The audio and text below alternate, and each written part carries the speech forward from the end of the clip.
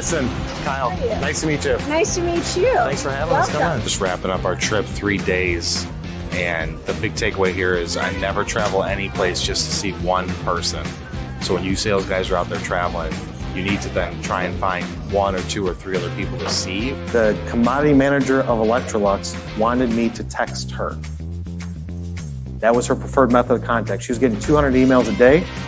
She said, just text me. This was 5 years ago. I'm like, okay.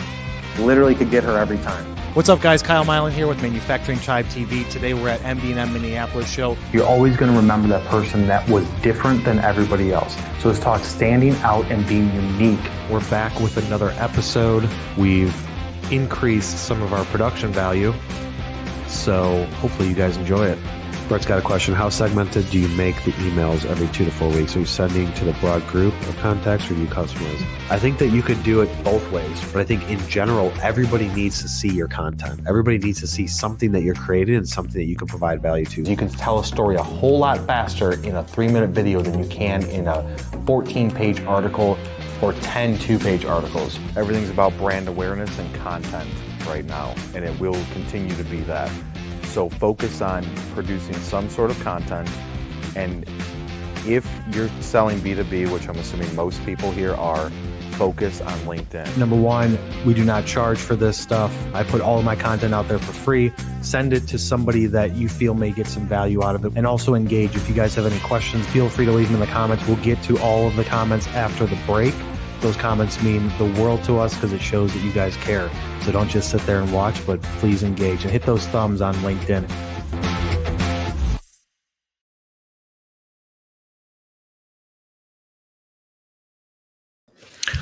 What is up, guys? I'm Kyle Milan, and today is Monday, so you know what that means. On this episode, you've got questions, and I'm here to answer them. Quick housekeeping rules, guys. Please comment, share, like this stuff. If you're new to the broadcast, we're here every Monday. We're here every Wednesday as well at noon Central Standard Time. Mondays, we talk about Q&A. You guys send questions over to askkyle@mfgtribe.com, and then we post them up, and we're here to answer them. And as we're going throughout today's show, please leave a comment. If you guys have any additional questions, if something pops up in your head as we're talking, throw them in the comment section. After we come back from the short 90-second commercial break, we go through and answer any live questions that come through. But if not, we've got, I believe, 4 in the queue right now. Wednesdays, we talk about industrial marketing and technical sales. Please go over to my YouTube channel where we have over 250 YouTube videos up there for you guys to just consume all that free content. It's all about sales. It's all about marketing, and it is all about technical or industrial, because that's all that I know. So without further ado, we're going to get jumping in with the first question. How many hashtags should I use on LinkedIn posts, and which ones should I use? Now, this is not something that has been asked before. I'm surprised it took this long to get asked. But so hashtags, you guys may see hashtags on LinkedIn on some posts. You may see them on my posts. Those hashtags are strategic. They're not just random. Here's the thing. When we talk to new prospects and really new customers, we're going through the kickoff, we start talking about, we got to use these hashtags. And they're like, well, how many you guys using? That seems too many. We don't usually use that much. Here's the real answer to it is, as far as quantity, I would say you should be in like the 10 to maybe 15 range. If it's applicable, don't just throw hashtags up there or throw hashtags up there. But first, you got to figure out which hashtags to use and then determine how many should I use. So it's super simple. Let's talk about why use hashtags. Hashtags are meant to draw people into your content that are currently not following you or your company. You're not connected with them. They're not going to see your content any other way. People on LinkedIn are following hashtags. So it could be hashtag manufacturing. If they're following hashtag manufacturing, then posts from that hashtag will show up in their feed natively, not every other post, but natively throughout their feed. It depends on how many connections they have and how much people are promoting to them and whatnot. But that's a way to get in front of somebody that's currently not following you or your company. And so the way to figure it out is if you go into the search bar and type in hashtag manufacturing, so use the pound symbol for those of us that are old enough to understand what the pound symbol means, use the pound symbol and put in a word. When you search it, it should show up at the top. When you click on it, it'll tell you, or it should show you in the search, it'll tell you how many followers there are. Don't use hashtags that only have like 5 followers unless you're trying to create like a whole movement and it's your brand name or a product name. And you're trying to get more and more awareness around it and you're starting that movement, then definitely use that hashtag as one of your, let's say 10. But looking at things like hashtag manufacturing, you can use aerospace, medical device, plastics, machining, metals, CNC, anything like that. But you need to first look to see what is the quantity of people that are following that hashtag, because you want to make sure if you've only, let's say you only want to use 7 or 10, you want to make sure that those 7 or 10 strategic hashtags are one, applicable to what it is that you do. Don't just pick things that have nothing to do with you because you're trying to get eyes on your post. Make sure that they are relevant and applicable to what it is that you're selling or marketing, and then put those in every single post. So when you look at those 7 or 10, you don't want to pick ones that are super low. You also want to pick ones that are not relevant and just throw it onto a spreadsheet. It doesn't have to be updated on a weekly basis. You can do it once every few months, once every, quarter, or maybe twice a year even. Go through and see, these are the hashtags I want to use. It's got 256,000 followers, and I'm going to post there every day because I'm already posting to LinkedIn every day. I'm going to use this hashtag. It's the best likelihood to try and pull new people into your ecosystem of sales and marketing that you're not currently connected to. You can use the same strategy with groups. You can post into groups and do the same thing. People are part of groups. You're part of that same group. You're not connected with them. They don't know you. They're not following your company, and you do your post into that group to try and bring awareness around your either personal brand or company brand. But it's the same thing. And you want to do it on every single post. Use the same 7 to 10 hashtags, 15 if you have to, and then do it also on your personal posts. You can just have that stuff saved in a Word document with the hashtag symbol, line it up in a list, copy and paste it, and there you go. So that's what I would say as my answer. Next question. I'm getting started with producing content for LinkedIn. What kind of content should go on my company LinkedIn profile versus my personal one? So if you're starting a new company, or if you work at a company, and you're just starting to post on LinkedIn, then the way that I've always said to do it, and the way that worked best when I did the same thing, was you want to post to the company page, and then from there, go to your LinkedIn profile, share that post, add the hashtags to it, and post it there. So that way people can see you're sharing a post from your company page. Ask people to, hey, follow my company below, put the little down symbol, the down hand emoji to it, and say, hey, follow my company. We're posting every day. We're posting good content, whatever. And do it that way. That's the best way that it is, because you can invite people to follow your company page. 100 people can be open invitations at a time through your personal profile. So you have to be connected with somebody, then you can invite people to follow your company page. If you send out 100 invitations and 10 people accept it or reject it, then you have 10 invitations left out. So it's just a running total of 100 at any time. And you can go through and withdraw them, but that's the only way to invite people to the company page. So the better way to do it is build out your LinkedIn personal profile, create content on your company page, share it to your LinkedIn personal profile, and just ask people to follow it, and do that every single day. That's the best way to do it in my experience. Next question, Nicholas, please. How often should I update my industrial website? Industrial websites, industrial companies, manufacturing companies often do not update their website like in any sort of frequency. I would say in general, a complete website overhaul should really only happen every few years. I would say like 3 to 5 years for a complete makeover overhaul. Most industrial companies haven't done it in 5 to 15 years.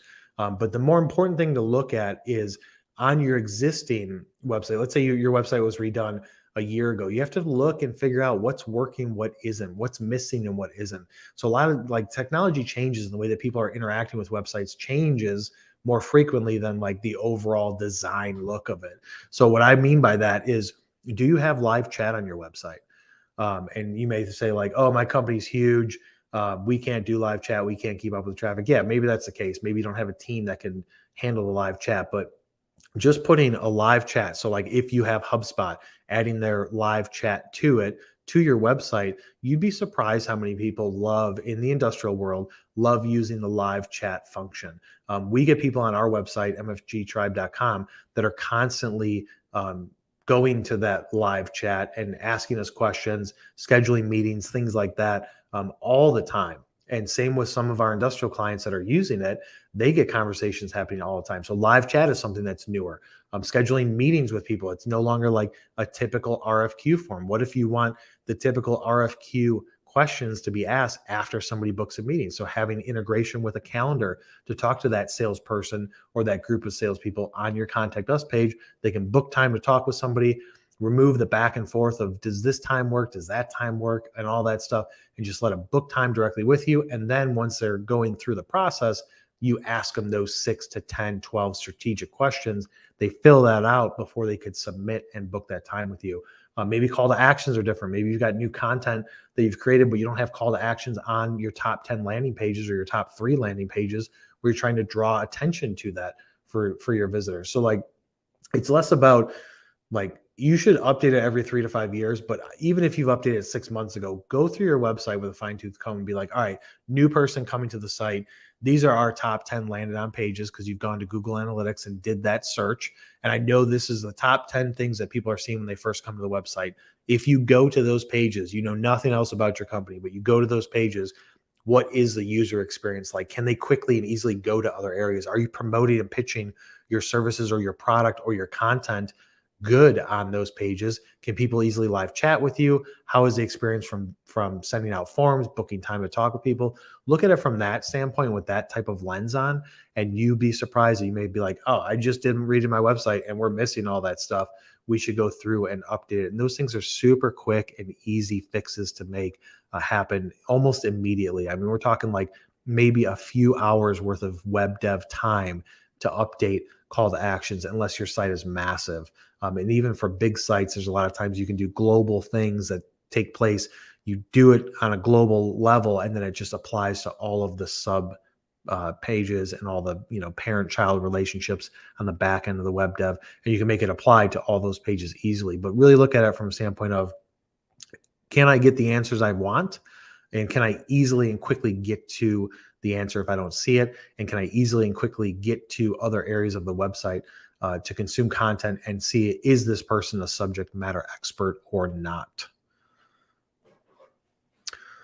Fourth question, where should I focus my attention if the goal is increasing my website traffic? All right, website talks. I feel like there's been a trend lately, at least in the last couple of weeks. We've had a lot of conversations with prospects talking about websites. So if you want to, it's a pretty general question. I want to increase my website traffic. Okay, cool. So where should I start? I would say, regardless of, I feel like my immediate initial answer would be like, oh, you should focus on these areas. But let's back up a second. Where are you currently getting your website traffic from? What is the current baseline of your traffic, and how do you know that? So you go into Google Analytics and you want to look at, what is the source or medium of your website traffic? Is it organic search? Is it direct? Is it referral? Is it social? Is it email?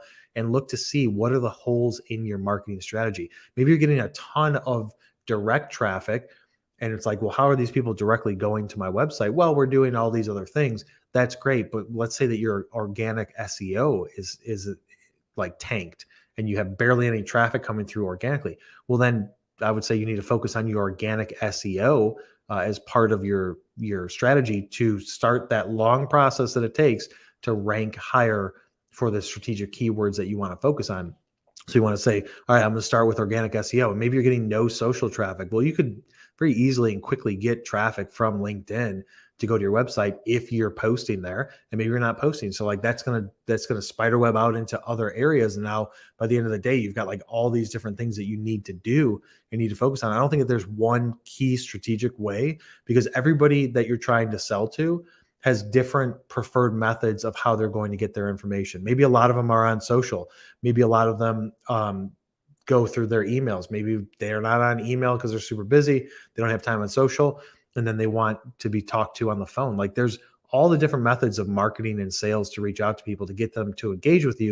You have to think about that. And since everybody's different, you can say like, half the people are going to be they'll be receptive to this thing based on the data and all that stuff. But I would say first look at your source medium of your traffic. Where's it coming from? Because Google Analytics will just nice and neatly organize that for you. Now, there are some caveats. A lot of traffic from LinkedIn doesn't show up as social traffic. It shows up as direct, especially if you're using paid advertising campaigns. It's even though you can have everything set up, there are glitches where Google Analytics is like, nope, this is direct traffic. They came straight to it. So you have to kind of take it with a grain of salt, but start there, source medium, figure out are there any holes in your marketing strategy. The other thing to look at is look at your landed on pages, your top 10 landed on pages and your top 10 most visited pages to see once you get the traffic, what are they doing? What are they going to?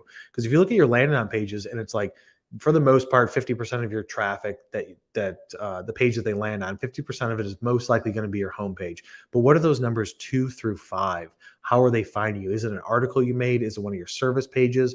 And you can look to see, oh, well, that's my service pages numbers 2, 3, and 4, and that's because that's all we push out on social, on LinkedIn.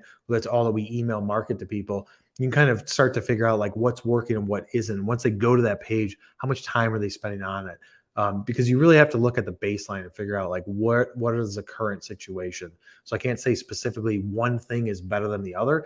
I can tell you that you need to focus on organic SEO as fast as possible to start that ball rolling. You have to be posting on social every single day to bring in the social traffic.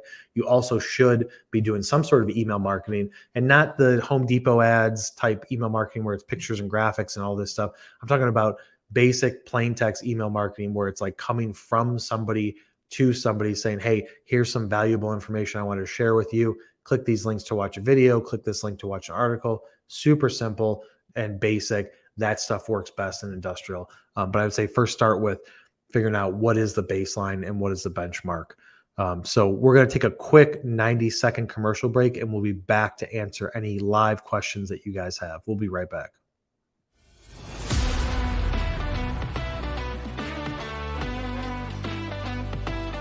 What if they don't currently have a problem with a process or system? Will the approach still be effective? If they don't have a problem, man, you can't solve it. So if you go into a sales call and you're like, hey, I want to talk to you about X, Y, and Z. Do you guys have any issues with it? They're like, nope, don't sell the unsellable. Is homepage content the most important? So that brings up a good point. What you need to look at in your Google Analytics is your top landed pages. And the top landed pages are what page do people first see? And we always look at the top 10. And so is homepage usually the first of the top 10 landed on pages? Yes, it is usually, but it typically only represents no more than 50% of the total traffic that lands on that page first. Is only about 50% go to the homepage.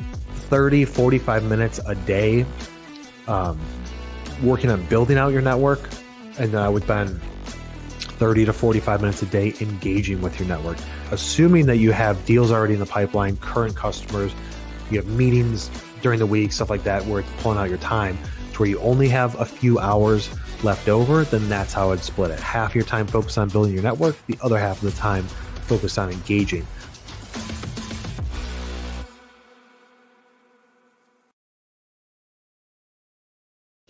All right, we are back.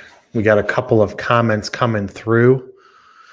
Madsen says reverse goal conversion funnel is very helpful analytics report. Yes, you can definitely do a reverse goal. But what if you don't have traffic, man? What if your traffic is super weak? Google can try and say, hey, this is what we're thinking. But keep in mind, Google's just basing it off of like general industrial stuff. You kind of got to take it with a fine-tooth comb of knowing how are people going to get to it. So that's where the practicality knowledge of how people should come to your site, where are they focusing their attention, where is the cheapest attention to get from them to pull them into your website. Google can give you some insights, but it's not the end all be all. Nathan, what's up, brother? Nathan is back. He is the most consistent guy on these lives, and we love Nathan. If I had $1,000 to spend on marketing, where would be the best place to put it to see the best return? $1,000. For $1,000, I would say hire a freelancer or subcontractor type person, have them create an insane amount of graphics and possibly a hype video, a 30-second hype video using any assets you have, even if you don't have a ton of video content. You could probably get that done for $1,000 using places like Upwork or Fiverr. Be careful with people overseas, but that's where I would spend it, because you're not going to be able to really write article content for that. It kind of depends, man. Like, I'd have to look at your website and see, should you, if your website is crap, and you don't want to send people to it, then I would say spend $300-400 to update your website. You could find people to do that for you, that are just freelancers and stuff like that. But I would say it's all about creating as much brand awareness and content as possible. So you can do tons of brand and graphics, stuff that it gets posted, kind of like go to my page, go to MFG Tribe on LinkedIn. You can see the graphics that we do. I would say doing multiple graphics like that, those don't take graphic designers very long to do, but you want to create as much collateral as possible and then just recycle through it and just post it every single day, every other day, recycle through it, use stuff on a weekly basis, bi-weekly basis. Maybe every third Tuesday you post the same graphic. That's perfectly fine. Maybe that graphic only costs like $35 for somebody to make, $50 for somebody to make. But I would focus on that. Build stuff around your brand. Don't look at advertising. I would say for $1,000, you're going grassroots. What I used to do when I first started MFG Tribe, when I first started TSU, you don't want to spend money into the marketing side of it. You want to just try and build it up to see if it's going to work first. So it's all about your time. So take $1,000, have somebody else do something that you can't do. If you can't do web dev stuff, then pay somebody else, a few $100 to do that. When I first started MFG Tribe, I didn't have any money to invest into it 6 years ago. So what I did was I learned how to do WordPress development through YouTube videos. I watched like maybe 100 hours or so of videos learning how to build a website, built my own website instead of spending like $2 or $3 grand to pay somebody else to do it. I just did it myself. And then I started looking at, all right, what don't I know how to do? I don't do graphics design. I'm not super creative like that and artistic. So I'm going to pay somebody to create graphics for me. I know how to push it out. I could do all the work on social. I could do all the legwork. I'll put in 18-hour days if I need to do it, and I'll push it out. But look at what's out there that I can't do that I need to pay somebody else to do. Most things you can learn. The graphic side is a little bit different, at least for me. That's not an eye that I have to be able to start creating something from scratch. So I outsourced that personally when I first started. Mattson said, Nathan, content creation or news blast for manufacturing magazines, my opinion. Yeah, so like I would 1000% disagree with that, Mattson, because news blast from magazines and things like that, you have no control over who that's going to, is the right target. Like they're going to tell you, yeah, we've got 60,000 people on our email letter and all this stuff. And maybe in your situation, it does provide some value. You've got an established business, but for $1,000, I would not waste my money on that. I would rather spend $1,000 elsewhere on graphics and brand collateral than pay somebody else $1,000 to do e-blasts. That's one aspect of marketing. It goes out once, you pay them, and then after that, it's like, all right, it went out to 60,000 people. Whatever you got back, you got back. And if it's crap, then it's crap. And now you just wasted $1,000. So I would say definitely say no to that. Nathan, you got it, brother. Considering you know so much about business from Glenn, do you think Andy Clancy is spending an appropriate time at home? I don't know who Andy Clancy is, so I can't answer that. And I don't know so much about business. Here's what I can tell you. I can tell you that over 12 years of working in industrial, I helped multiple companies grow significantly in revenue. I had something that worked. I started a business on my own 6 years ago, got to where we're at, which is pretty substantial size. And we've helped numerous companies earn tens of millions of dollars with our marketing strategy. So this is all I know how to do. I'm just an entrepreneur like most people. I'm willing to risk things to get out there and to make myself vulnerable and take risks, to knowing that I have control over it and that I can see the outcome in my vision and in my future. And I'm willing to, bet everything on it that I can make those dreams come true and make those things happen. So that's all that I know, brother.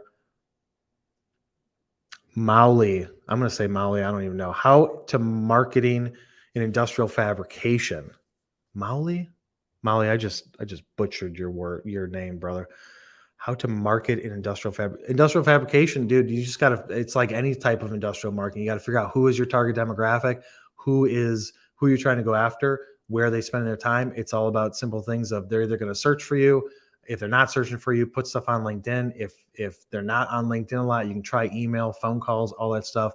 But we work with tons of fabrication companies, whether it's welding, contract manufacturing. Some of our clients have grown, 10, 20 million a year in revenue because of them focusing a lot on their marketing to get their brand out there. But it doesn't matter what you're fabricating. Number one, make sure that you're doing a good job. And number two, you got to get your brand out there, and it's all about creating as much content as possible. So that's all we've got for today. Nick's throwing his hands up, so that means it's time to wrap it up. So guys, as always, I'm here Mondays and Wednesdays, noon Central Standard Time. I appreciate the comments. I appreciate the engagement. If you haven't already, go over to the YouTube channel where we have over 250 videos and growing every single week with new content. And if you're not yet, follow me on Instagram because we're going to be doing some behind the scenes content every single week once we get into the new office, which will be this week. And we'll give you guys a tour of things and show you how we do things in the back end. And hopefully you can learn some more things there. So if you have learned anything from today's show, whether you're listening to this on the podcast, watching this on the replay, please share it with one person that you know, and we will see you on the next one.